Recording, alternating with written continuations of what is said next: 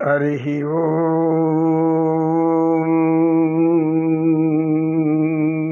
తనలో ఉన్నది కనుక ఆయన సృష్టికర్త, సృష్టినంతా తను పోషిస్తున్నాడు కనుక సృష్టి పోషకుడు. మళ్ళీ ఆ సృష్టిని తనలోనే ఉంచుకుంటాడు కనుక సృష్టి లయకారకుడు.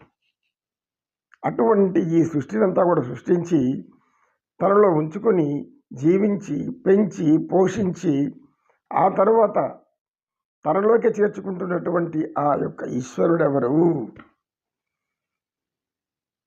ఎవనిచే జనించు జగమెవ్వని లోపల నుండి లీనమై ఎవ్వని అందుడిందు పరమేశ్వరుడెవ్వరు?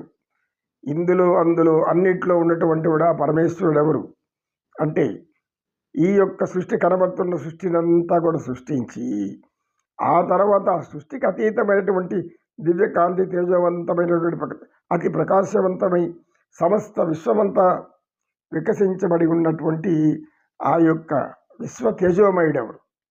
ఆ తేజోమయుడి నుంచి ఈ సృష్టి జరిగింది. అంటే మీ అతీతమైన శక్తి, అతీతమైన శక్తి నుంచి ఈ యొక్క కనబడుతున్న సృష్టి జరుగుతూ ఉంది. అంటే ఏదైతే వ్యక్తపడకుండా, అంటే మన పంచ జ్ఞానేంద్రియాలకు కనబడకుండా ఒక మహత్తరమైన దివ్యమైన మహోన్నతమైన విశ్వమంతా నిండి ఉన్న శక్తి ఏదో ఈ విశ్వంలో కనబడే సృష్టిని సృష్టించింది. ఈ విశ్వ సృష్టిలో ఉన్న వారందరికీ కూడా అది కనపడదు. ఎందుకు కనపడదు? మనకు మామూలు జ్ఞాననేత్రాలే ఉన్నాయి, నేత్రాలు ఉన్నాయి. జ్ఞాననేత్రాలు కలిగి ఉండాలి. జ్ఞాననేత్రం కావాలంటే జ్ఞానం సంపాదించాలి. జ్ఞానం సంపాదించాలంటే ఆ యొక్క జ్ఞాన బోధకులైన గురువుల దగ్గరికి వెళ్ళాలి. గురువులు బోధించిన జ్ఞానాన్ని సంపూర్ణంగా నింపుకోవాలి. ఆ జ్ఞానాన్ని అది ఏం చెప్తుందో అని ఆచరించాలి. అలా ఆచరించినప్పుడు త్రికరణ శుద్ధిగా మనలో ఉండే త్రిగుణాలు వెళ్ళిపోతాయి. సత్వరజో తమ గుణాలు 3 కూడా వెళ్ళిపోతాయి. అప్పుడు గుణమంతా కూడా సర్వగుణం ఒకే గుణం అవుతుంది. అదే సర్వాకార గుణం, పరతత్వ గుణం. ఇలా ఈ జ్ఞానాన్ని గ్రహించిన వాడు మాత్రమే పరమాత్మను తెలుసుకోగలుగుతాడు. ఇంకెవరు తెలుసుకోలేరు అనేది మన యొక్క యోగ శాస్త్రంలో ఉన్నటువంటి జ్ఞానం. కనుక ఇప్పుడు గజేంద్రుడు అలా చెప్తున్నాడు. ఎవ్వని ఎందుడిందు పరమేశ్వరుడెవ్వడు? అందులో ఉండి ఇందులో ఉండి మళ్ళీ అన్నింటిలో ఉండి ఉండకుండా అన్నింటితో నానే ఉండేవాడు అటువంటి వాడెవడు? ఎవ్వని ఎందుడిందు పరమేశ్వరుడెవ్వడు? మూల కారణం ఎవ్వడు? ఏ కారణం చేత సృష్టించాడు అంటే ఆయనకి ఏ కారణం ఉండాలి. ఏదో పని చేయాలంటే కర్త అనేవాడు ఉండాలి. కర్త ఒక పని చేశాడంటే అది కర్మ అవుతుంది. ఆ కర్మకు వచ్చే ఫలితం క్రియ అవుతుంది. కర్త కర్మ క్రియ. ఈ కర్త కర్మ క్రియ తానే ఉండి చేస్తున్నాడు. ఒకరు పని చేసేవాళ్ళు, ఆ తర్వాత పని చేయించేవాళ్ళు, ఆ పని చేయించబడిన తర్వాత వాళ్ళకి ఫలితం ఇచ్చేవాళ్ళు, ఇలా 3 విధాలుగా విభజించబడి ఉంటుంది త్రిగుణతత్వం. త్రిమూర్తులైనటువంటి ఈ పరమాత్మ తన సర్వము తానైన వాడు ఎవరు? ఈ యొక్క ఎవ్వని ఎందుడిందు పరమేశ్వరుడెవడు? మూల కారణంబడు అనాది మధ్యలయుండెవ్వడు? ఆది మధ్య. అనాథం అంటే ఏమి? సనాతనం. సనాతనం అంటే ఏమి? ఒకప్పుడు ఉండి మరొకప్పుడు లేకుండా ఉండేటటువంటిది, అంటే నిత్యము ఉన్నటువంటిది సత్యం. ఆ నిత్యమై ఉన్నటువంటి అనాది మధ్యలయుండెవ్వడు? ఆది అంటే ఏమి? ముందు చివర, మళ్ళా మధ్యలో.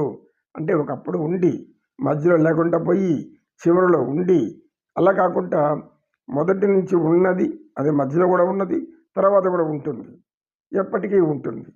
అటువంటి సత్యమైనటువంటి నిత్యమైన జ్యోతిస్వరూపంతో వెలుగుతున్నటువంటి ఆ దివ్య తేజోమయుడెవడు? అనాది మధ్యలో ఉండేవాడు. ఇప్పుడు మళ్ళీ చెప్తున్నాడు, సర్వము తానైన వాడెవడు? సరే, ఇప్పుడు ఆది అంతం అన్నీ ఆయనే ఉన్నాడు, ఎప్పుడు నిరంతరం ఉంటాడు అంటే ఏం అర్థము? సర్వము తానైన వాడెవడు? అప్పుడు అర్థమైంది వాడికి, ఓ ఆది అంతం అన్నీ ఆయన అయినప్పుడు సర్వం తానే ఉంటాడు కదా. సర్వం తానైన వాడెవడు? ఇవన్నీ ప్రశ్నలు ఆయన మొలకెత్తున్నాయి. ఈ ప్రశ్నలంతా అదంతా ప్రశ్నే, ఇంకా అతనికి జవాబు రూపం రాలేదు. జవాబు రూపం వస్తే అప్పుడు ఆయనకి భగవంతుడు అంటే ఏంటి పూర్తి జ్ఞానం వస్తుంది. భగవంతుడు అంటే ఏంటో పూర్తి జ్ఞానం కావాలంటే ముందు ప్రశ్నలు ఉదయించాలి. తర్కం, లోపల ప్రశ్నలు ఉదయించాలి. ఎలా ఉదయించాలి? ఇది ఏంటి, అది ఏంటి, అది ఎందుకు వచ్చింది, ఇది ఎందుకు వచ్చింది, ఇవి వచ్చడానికి కారణం ఏమి, ఈ కారణానికి కర్త ఎవరు, ఈ కర్త ఎందుకు ఈ కారణాలు ఈ పనులు చేశాడు, ఇలాంటివన్నీ ఎందుకు ఇచ్చాడు. ఏదో మా పాటికి మేము హాయిగా తినేసి ఇంట్లో రామకృష్ణ అని పడి ఉండి ఏదో పని అంత కొంత పని చేసి సంపాదించుకొని వచ్చి తిని అందరికి పెట్టేసేసి హాయిగా నిద్రపోతే చాలు కదా, ఇదంతా ఈ రామాయణం అంతా నాకెందుకు అనుకునే వాళ్ళు కూడా కొందరు ఉంటారు. ఉంటారు, మనకెందుకు. కనుక మనం ఎవరి గురించి ఏమీ గురించి ఆలోచించకుండా జ్ఞానం వైపు దూసుకుంటూ పోవడం అనేది జ్ఞానానికి మొదటి బాణం. ఒక విల్లుకు బాణం సంధించి విడిచిపెడితే అది మొదటి లక్ష్యాన్ని ఛేదిస్తుంది. ప్రారంభ దశలో ఆ లక్ష్యం చేరలేకపోవచ్చు, ఇటు అటు పోవచ్చు. నైపుణ్యం పెరుగుతూ పెరుగుతూ పెరుగుతూ వచ్చిందంటే అప్పుడు ఆ లక్ష్యాన్ని ఖచ్చితంగా ఛేదిస్తుంది. అటువంటి నేర్పరే విలువిద్యాధరుడు. ఏ విద్య అయినా సరే, కార్ముక విద్య అంటే కత్తి యుద్ధం, ఇలా అనేక విద్యలు ఉన్నాయి. ఈ అనేక విద్యలన్నీ కూడా తెలిసే ఉండి అంత సర్వము తానైన వాడెప్పుడు, సర్వము తానైన వాడెప్పుడు చివరికి వచ్చేసాడు. ఎవరిలో ఈ సర్వత్రమంతా తానే ఉన్నాడు, అతనే కనబడతాడు. ఎక్కడ చూసినా ఆయనే కనబడాలి.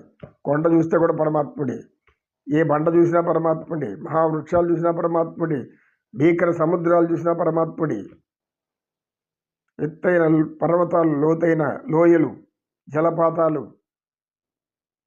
మానవులకు అంతుపట్టని రహస్యాలు ఎన్నో ఉంది ఈ భూమి మీద. దాన్నే తెలుసుకోలేకుండా పోతున్నాం మనం. అదే తెలుసుకోలేనప్పుడు దీన్ని సృష్టించిన వాడు ఎలా తెలుసుకోలేదు. కనుక భక్తి మాత్రమే గోవింద అంటే అంతా అర్థమైపోతూ ఉంటుంది. అది చాలు. ఈ సృష్టి అంతా తెలుసుకోవాలనంటే 1,000 లక్షల జన్మలు ఎత్తాల్సిందే. మళ్ళీ ఈ గజేంద్రుడు చెప్పాడు కదా, నాకు 10 లక్షల కోట్ల భార్యలు ఉండాలి. మానవుడి వ్యామోహంలో పడిపోతే జ్ఞానం రాదు. వ్యామోహాన్ని విడిచిపెడితే భగవంతుడు అంటే ఏంటో అర్థమవుతుంది. అందరూ అర్థం చేసుకోవాలని నాకేదో కొద్దిగా అర్థమైంది అంతే, అంతకంటే ఏం కాలేదు. గోవింద గోవింద. కాసంత విశ్రాంతి తీసుకొని మరలా చర్చించుకుందాం. నమో కృష్ణ, నమో కృష్ణ. అదరం మధురం వదనం మధురం హసితం మధురం నేత్రం మధురం అఖిలం మధురం మధురాధిపతే అఖిలం మధురం. యశోదనందన నందనందన గోవింద ప్రియానంద పరమానందాలు తెలుసు. గోవింద గోవింద. కృష్ణం వందే జగద్గురు.